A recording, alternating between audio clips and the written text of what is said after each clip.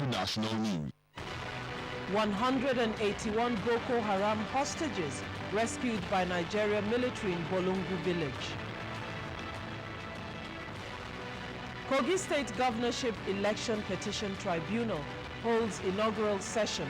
6 petitions filed. Nigeria's Labour and Employment Minister in a meeting with Nupeng and Pengerson over planned strike. Hello there, it's good to have you join us on NTA International News. I'm Sarah Sander. Ahead of Thursday's scheduled meeting with stakeholders in the nation's oil sector, the Minister of Labour and Employment, Chris Ngige, is already meeting with Nupeng and Pengerson to forestall impending industrial action. The unions alleged that about 13,000 of their members are about to be laid off by international oil companies. Emmanuel Ayimiro has details. Since the oil sector is the backbone of Nigeria's economy, any industrial action in that sector is likely to further compound the harsh economic condition, a situation the Minister of Labour says Nigeria cannot afford, especially with the fall in crude oil prices. We don't want to lose a drop of oil. But at the end of labor issues in this country, we will do what the doctors call prevention, which is always better than cure.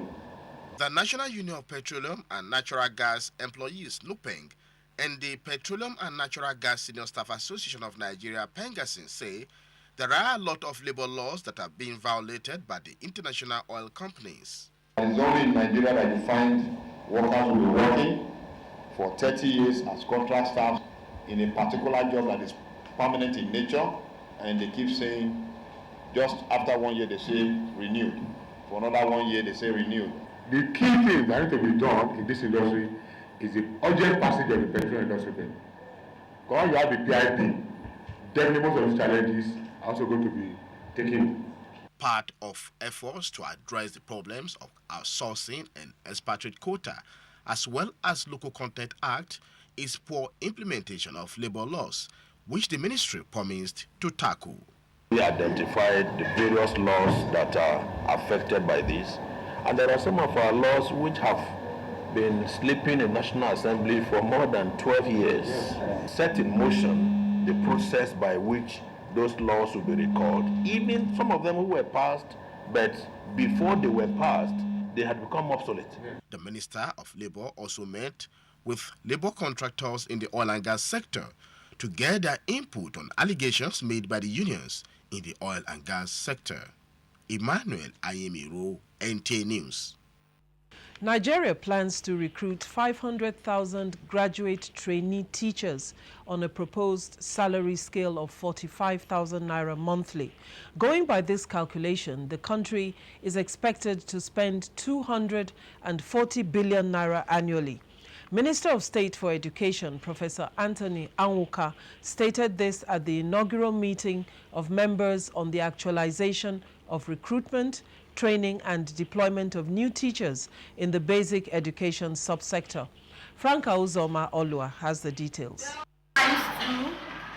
Shortage of qualified teachers in the basic education subsector has been a major challenge in public schools. Statistics from the Universal Basic Education Commission in 2014 showed that there was a deficit of 67,474 teachers at the early childhood care education level, 86,276 teachers at the primary school level, and 61,041 teachers at the junior secondary school level.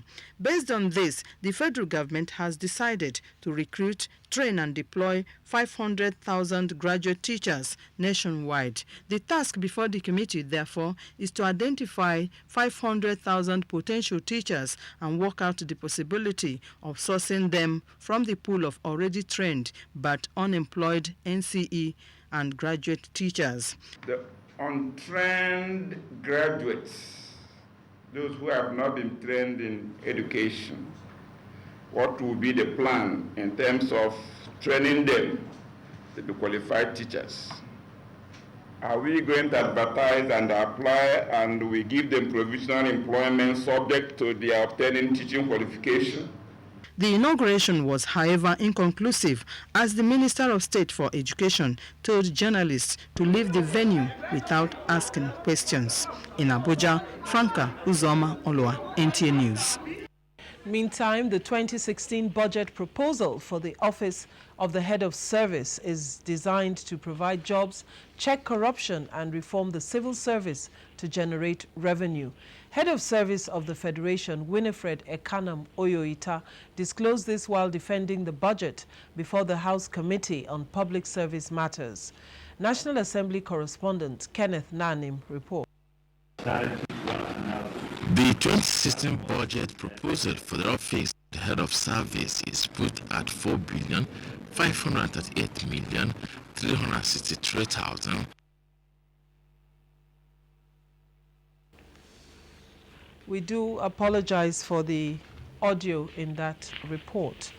Moving on now, the wife of the president, Mrs. Aisha Muhammadu Buhari, has emphasized the need to have a coordinated campaign to end female genital mutilation in Nigeria. Mrs. Buhari stated this during the launch of a program on the need to end the practice organized by the federal government of Nigeria in collaboration with international partners. State House correspondent Aliu Kabir reports that the wife of the president was represented by the wife of the vice president. Female genital mutilation has a direct impact on maternal mortality, which experts in the health sector described as an extremely harmful traditional practice in most countries of Africa, Asia, and the Middle East. In Nigeria, the National Demographic Health Survey 2013 show that 25% of women have undergone female genital mutilation, with about 40% of them suffers and eventually die from health implications, while about 30% lose their children during labor. The need to end this practice by 2030 is what brought together the collaboration of all the relevant stakeholders from the Federal Ministry of Health, Information, Women Affairs, and the United Nations Population Fund, UNFPA, UNICEF, and other development partners. Although the practice is rampant in the state of Southeast, South-South, and Southwest, the wife of the president in a message urged the wives of the governors to remain proactive in partnering the development partners to end the practice. The role of our development partners, the UN and other international organizations, including embassies of foreign nations in Nigeria, and their continued support in a campaign to end this harmful traditional practice is also crucial for success. With this year's theme, accelerating the abandonment of female genital mutilation, the Ministers of Health, Information, Women Affairs, and other stakeholders emphasized the need for massive public enlightenment campaign on the dangers of the practice, involving religious leaders, traditional rulers, youth groups, as well as medical practitioners and all other means of information dissemination. Nigeria accounts for approximately 16% of the estimated 125 million victims of female genital mutilation worldwide. It directly violates both Article 3 of the Constitution of the Federal Republic of Nigeria, which says everyone has right to life. This means that journalists must increase coverage of FGM/C and other development news in ways that facilitate the two-way communication. The joint program focuses on sustained community engagement to change social perceptions and norms. Other stakeholders emphasized the need for domestication of the existing laws prohibiting the act and the prosecution of law offenders. From the State House, Aliu Kabir, NTA News. In another development, the federal government has set up a National Logistics Committee to oversee the transfer of relief items in the Nigerian Customs Service warehouses to internally displaced persons camps in the country. This follows a presidential directive. Chukwunonso Moore reports that the committee was inaugurated by the Comptroller General of Customs, Colonel Hamid Ali, retired, in Abuja. Boko Haram insurgency in Nigeria has, amongst other harmful effects, displaced more than 2 million people in the country, depriving them of their rights to live in their ancestral homes as well as means of livelihood. The committee is therefore coming on the heels of the federal government's resolve to ameliorate the suffering of these internally displaced persons located in different camps across the country. I call on you all to see this assignment as an opportunity for national sacrifice. It will demand from you sacrifice, commitment, and above all, a high sense of integrity.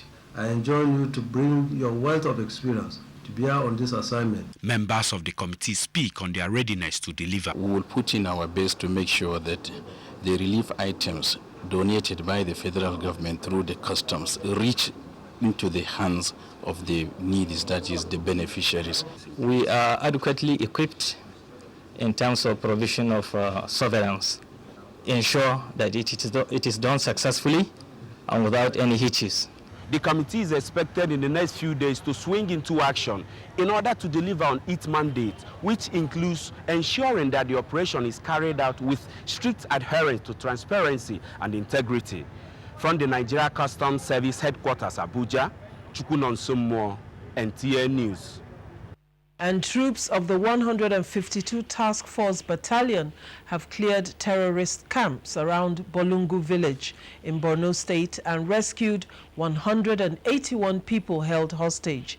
Acting Director, Army Public Relations, disclosed this at a media briefing at the Army Headquarters, Abuja. Defense correspondent Muhammad Abdul Qadir reports. Troops of Army Headquarters Special Forces on patrol to Yale came across Boko Haram terrorist camp at Bulagana. They cleared the camp and rescued 40 civilians that were held hostage by the terrorists. The acting director, Army Public Relations, said Quick Reaction Force, Special Forces, and Multinational Joint Task Force have inflicted casualties on terrorists in their various camps. The same unit also rescued 181 persons and captured 8 Boko Haram terrorists. Among those rescued were 18 men, 90 women, and 77 children. The screening and profiling of those rescued is ongoing before their movement to internally displaced persons camp. Well, those captured terrorists are undergoing interrogation. Allegation of sabotage was leveled against some personnel and other Nigerians in the northeast of aiding the terrorists with logistics. The spokesman of the Nigerian Army disclosed that 2 markets in Borno and Yobe State suspected to be having what he described as illicit commercial activities such as smuggling and trading with terrorists have been closed. From the Army Headquarters, Abuja, Muhammad Abdul Qadir, NTA News.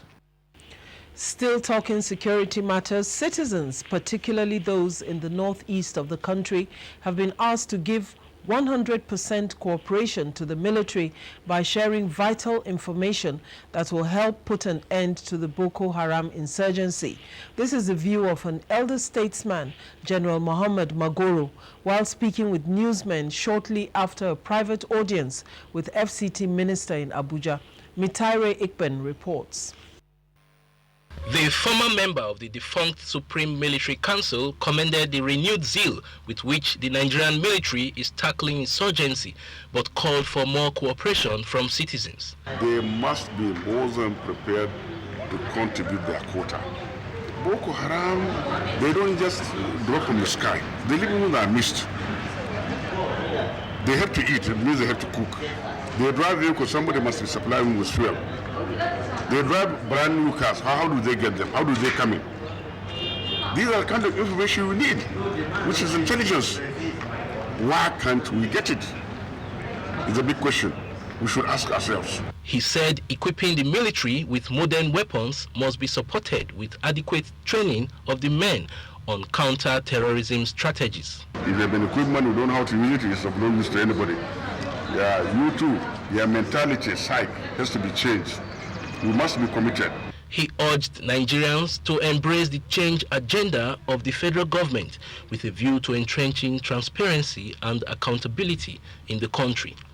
In Abuja, Mitaire Ikben, NTA News. You are still watching the news at 7 p.m. on NTA International, reaching you from Abuja, Nigeria. More news after this timeout. You are watching NTA, Nigerian Television Authority. For more information and news updates, visit our website at www.nta.ng, or you can follow us on Twitter at NTA News Now, or you can like us on Facebook at NTA Network News. Stay connected on our YouTube channel at www.youtube.com/NTA News Online. Watch our live stream at www.nta.ng/live. NTA, you can't beat the rich.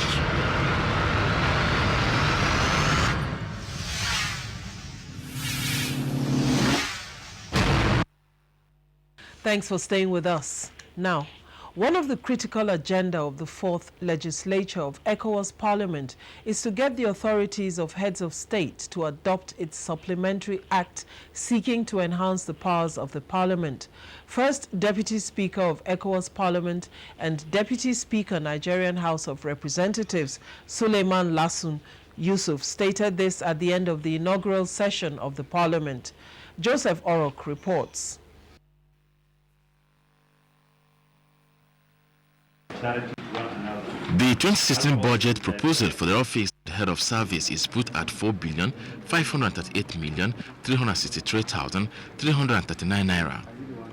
Mrs. Oyaita expressed optimism that if approved, the budget will address issues of policy development, assets and facility management, and effective utilization of resources for efficient service delivery. We are looking closely at diversifying the civil service from being a cost center to being a revenue generating center for government. The chairman and members of the Public Service Matters Committee urged the head of service to ensure adequate supervision of the budget office to avoid discrepancies in the budget appropriations of the MDAs. Be very vigilant to ensure that there is no violation of the Act, since the observance of this provision will ensure accountability, prudence and due process. Meanwhile, the Ministry of Defense has also defended its 2016 budget of 429,098,182,742 naira. Minister of Defense Mansour Dan Ali explained that the 2016 appropriation is seeking to consolidate on the gains of 2015 in both internal and external operations of the ministry, amongst other security issues in the country. The Nigerian Army will be involved in training and the procurement of platforms and ammunition in projection of the conduct for these operations. The Nigerian Navy will acquire capital patrol platforms and operational logistics requirements, while the Nigerian Air Force has made provision in this year's budget for procurement of combat aircraft spares and purchase of trainer aircraft to enhance their operational capabilities. Chairman of the House Committee on Defense, Mukhtar Aliu, lauded the achievements of the military so far in the fight against Boko Haram and pledged adequate support of the committee as the peace and unity of the country cannot be compromised. Kenneth Nanim, NTA News. We do apologize for that mix-up. However, that report was on the 2016 budget defense by the head of service.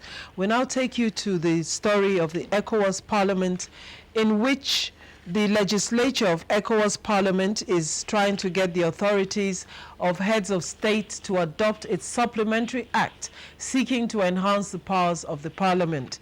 First Deputy Speaker of ECOWAS Parliament and Deputy Speaker, Nigerian House of Representatives, Suleiman Lassun Yusuf, stated this at the end of the inaugural session of the Parliament. Joseph Orok reports. The ECOWAS Parliament is made up of 115 members drawn from the sub-region as an advisory and consultative organ of the community.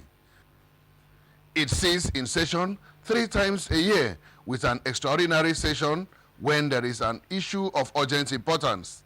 The parliaments may consider any matter concerning the region and in particular issues relating to human rights and fundamental freedoms. 16 years after, the ECOWAS Parliament remains the only regional legislature without legislative powers. And I think the first 3 legislators worked on it, and we are going to work on it in this 4th legislature to make sure, first and foremost, we have legislative power. When you are able to do that, every other thing will follow. We lack the necessary socio-economic amenities to better our people, so we must work on this condition, improve governance, ensure economic integration of the soil, but that will be able to distribute wealth and ensure that our people live better. At the end of its inaugural session, the Parliament set in motion critical machinery to actualize its agenda with the composition of about 30 committees.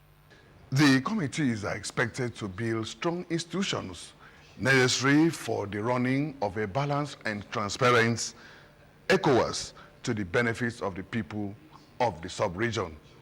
In Abuja, Joseph Orok, NTA News. And 6 petitions have been filed before the Kogi State Governorship Election Petition Tribunal, challenging the emergence of Yahaya Bello of the All Progressives Congress as governor of Kogi State. This was disclosed at the inaugural sitting of the tribunal in Abuja. Aliu Tukur has the details.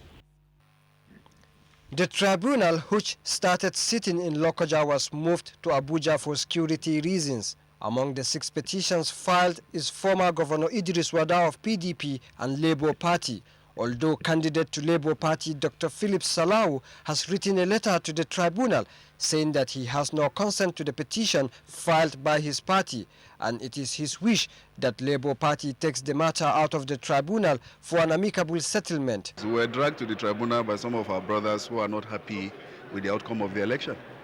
So, and of course, if you are dragged to court, you have to answer. That is why we are here. We came to the tribunal because PDP won that election. Captain Idris Wada won that election. Chairman of the tribunal, Justice Halima Muhammad, promised to use the stipulated 180 days to dispense justice. She urged parties to the petition to desist from the practice of employing undue technicalities. The tribunal has been adjourned to the 23rd of this month for hearing. In Abuja, Aliu Tukur, NTA News. The period of Lent, which symbolizes the sacrifice paid by Jesus Christ on the cross for mankind, begins today with Ash Wednesday. Christians the world over use the day for sober reflections. Muplang Dakok reports on the significance of Ash Wednesday. The origin of Ash Wednesday comes from the Jewish tradition of penance and fasting, where the ashes are gotten from palm branches of the previous year. It is the day that begins 40 days of fasting and prayer by Christians, known as Lent. Lent is a period of repentance, reflection, and fasting, which ushers Christians into Easter. Ash Wednesday is observed 46 days before Easter. Although mostly observed by Catholics, it is also observed by other Christian faithfuls. And the Lenten period is a time the church has set aside for all her children to be able to come together, to come back to the Father, like the prodigal son in the gospel who came back to the Father asking for mercy. The day is marked by special Ash Wednesday Mass and church services.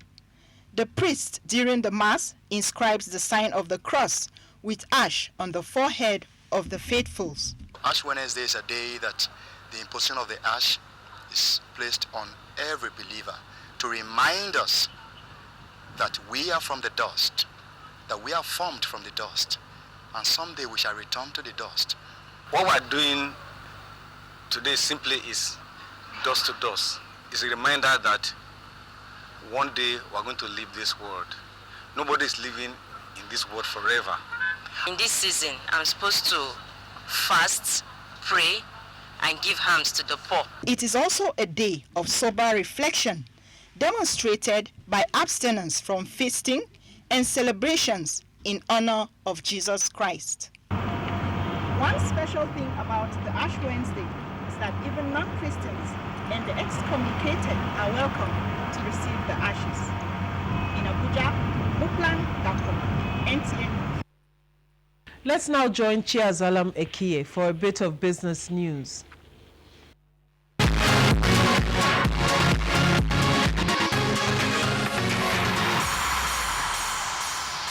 Nigeria plans to auction 142.43 billion naira worth in treasury bills with maturities ranging between 3 months and 1 year at an auction on February 17. The Central Bank of Nigeria says it will sell 32.42 billion naira in 3-month paper. Nigeria issues treasury bills to help manage banking system liquidity and provides cash flow for government. Still on the money market, the naira dropped further to 313.5 naira to the dollar at the parallel market, while at the interbank market, it closed at 199.40 to the dollar.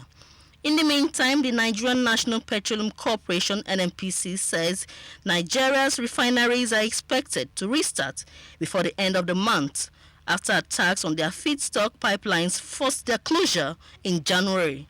Head of refining at the NNPC, Dennis Ajulu, says 150,000 barrels per day Port Harcourt refinery is expected to restart its crude distillation unit on Saturday after receiving crude supply by sea. And Brent crude rose to $30.84 per barrel this Wednesday after having posted its third biggest daily fall since the 2008 financial crisis. Major oil producers have been tackling the supply glut that has sent prices to 12-year lows. Chiazalam Ekie, NTA News.